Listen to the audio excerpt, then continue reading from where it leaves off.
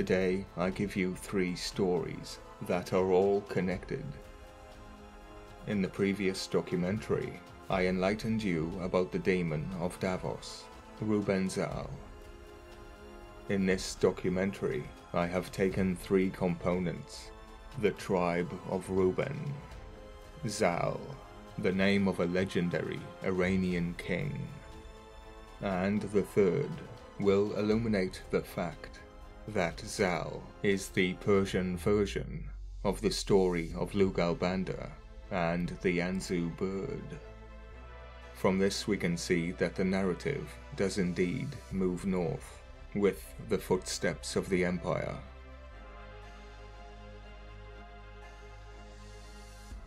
In the Torah, Rueben is briefly described as having had sexual activity with Bilhah, who was his stepmother's maid and father's concubine. It would appear that Rueben was banging the maid, but not before his father. With words like that, one could demoralize a society.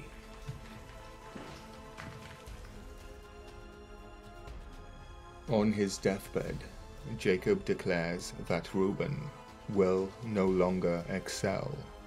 For you went up onto your father's bed, onto my couch, and defiled it. Defiling your marriage would also defile your couch, your seat.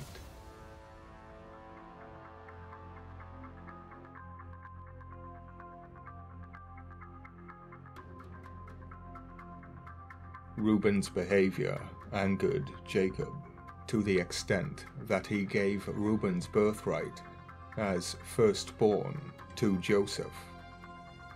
A comment within 1 Chronicles 5:1 makes the same point.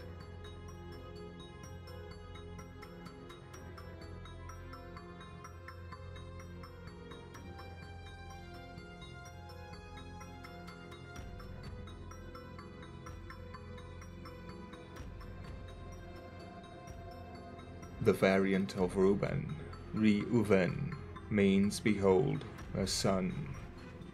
Some scholars suspect that the final consonant may originally have been an L, similar to an with no vowel, N, in the early Hebrew alphabet, and Josephus rendered the name as Rubel. It is thus possible that Reuben's name is cognate with the Arabic term Ra'abil, meaning wolves.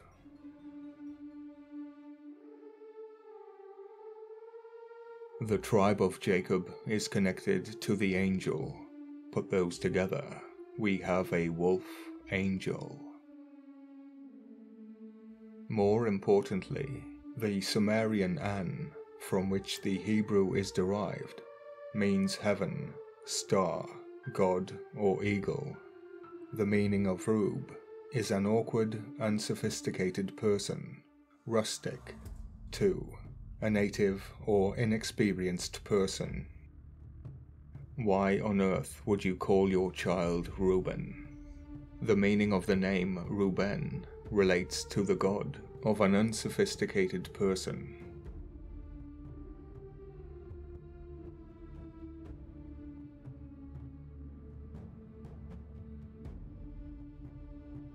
The Persian Zal. Do not forget, Persia took in Babylonian refugees. The Persian Zal is a legendary Iranian king from Sistan, and is recognized as one of the greatest warriors of the Shahnameh epic.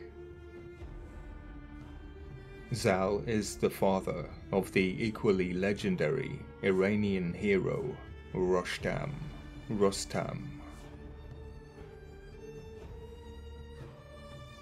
Correct me if I am wrong, but the next part reminds me of Noah, who was born bright red, with white hair, fearsome to look upon, an albino, who ended up on top of a mountain. Keep that in mind. Because of his birth defect, Zal was rejected by his father, who blamed the evil spirit, Ahriman, for the appearance of his son.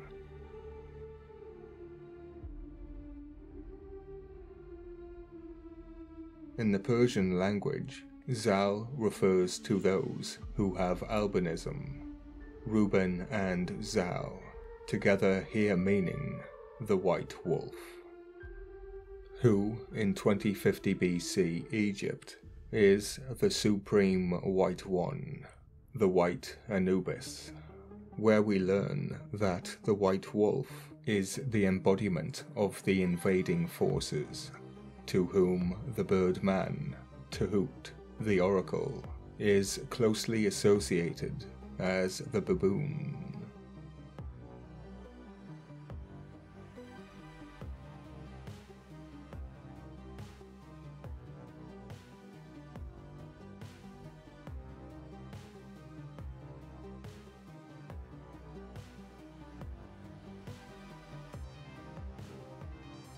Because of the albinism, Zal was abandoned when only an infant in the Alborz mountain, which has the highest geographic peak in Iran.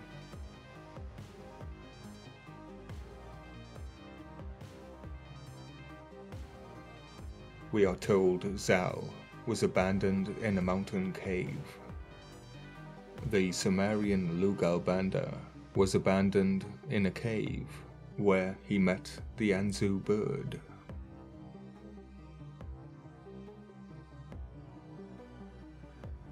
Anzu, the rock, and the Simur, the dark phoenix.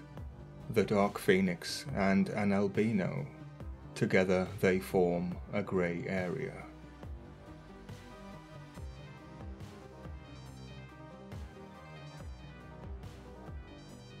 The mythical Simur, a very large and wise bird. Wisdom, knowledge, Zu, Apkalu, known as Owanz, the root name for John.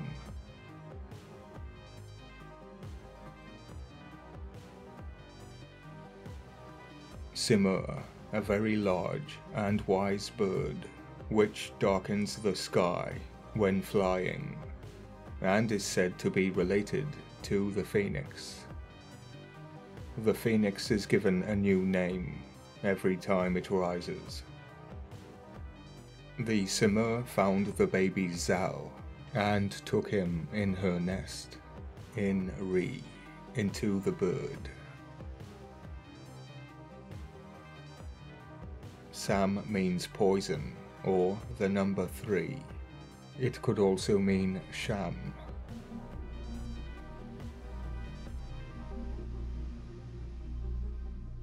Then, after a passing time, passing caravans saw a noble young man, his chest a mountain of silver, his waist a reed, in the bird's nest.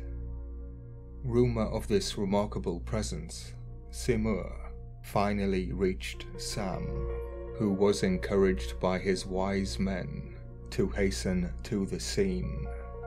I'm sure we've heard that before. There, looking up, Sam saw his son, but when he tried to climb towards him, he couldn't find a way to the lofty perch. He then prayed to God, asking for forgiveness and help.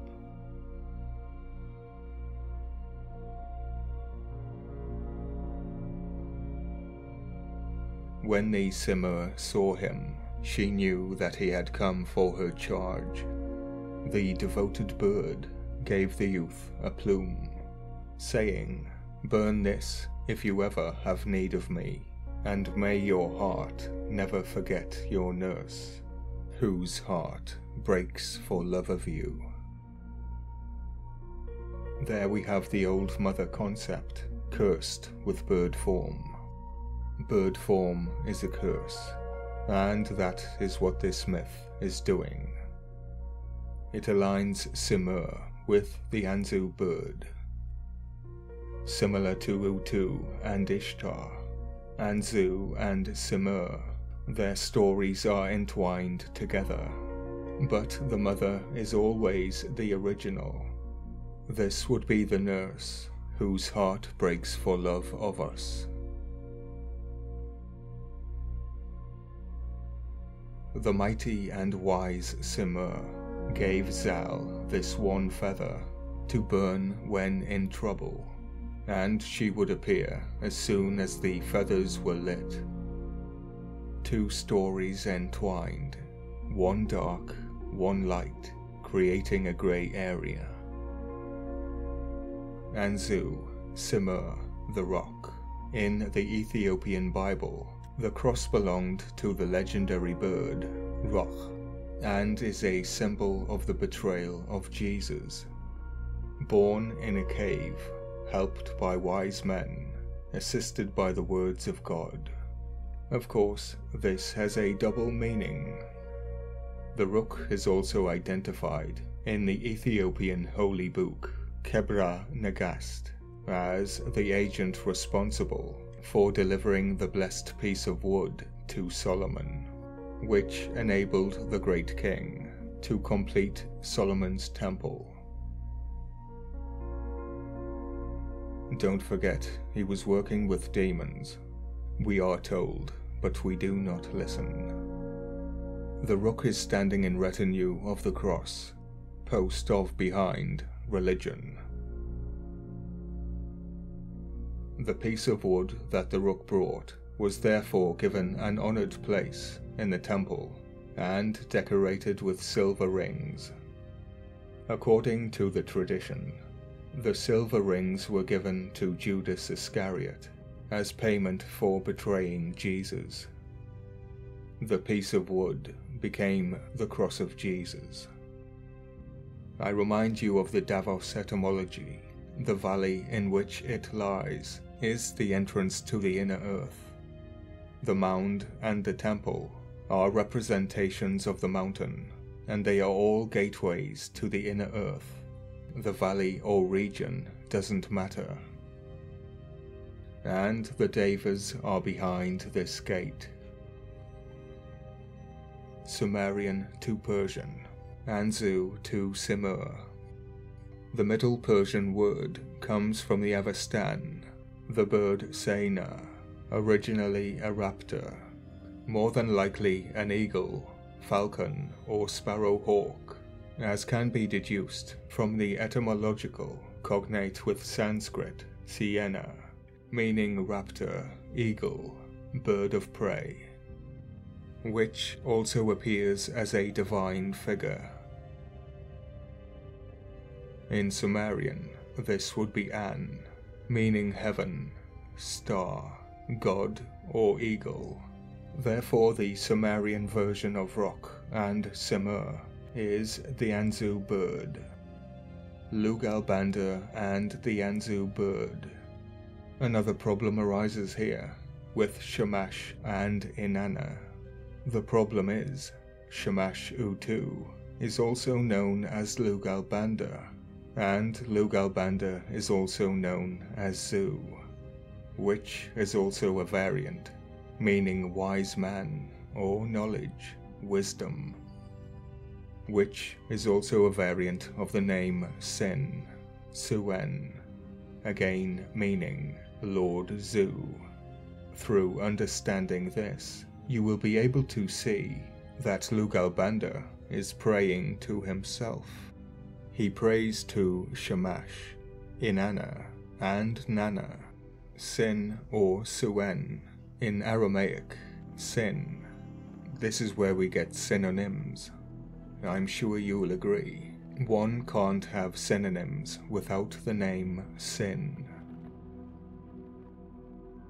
Remember, we are looking for a comparison here between Zal and Lugalbanda.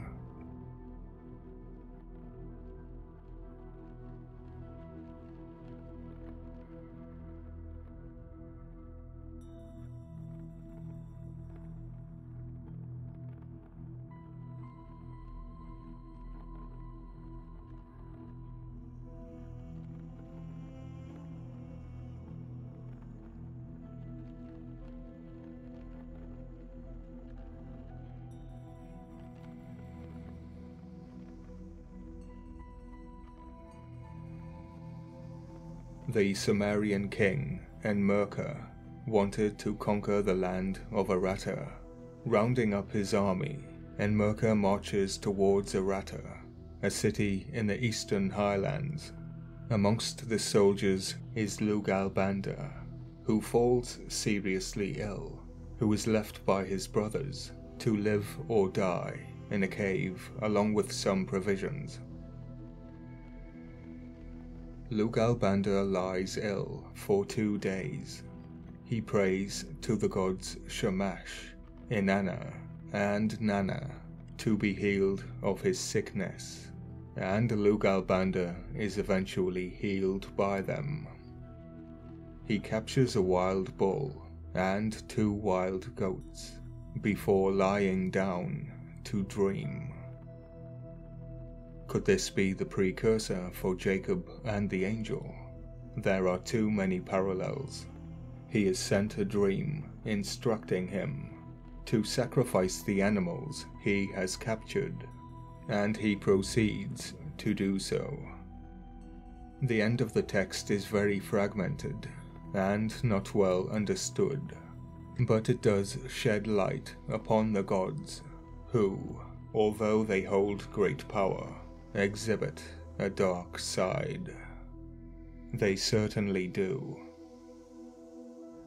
If you can forgive my holistic methods, you can see that the message drawn from history and mythology is that something is being multiplied and pushed forth through the ages, woven with the original mother concept, assimilated. But why and for what?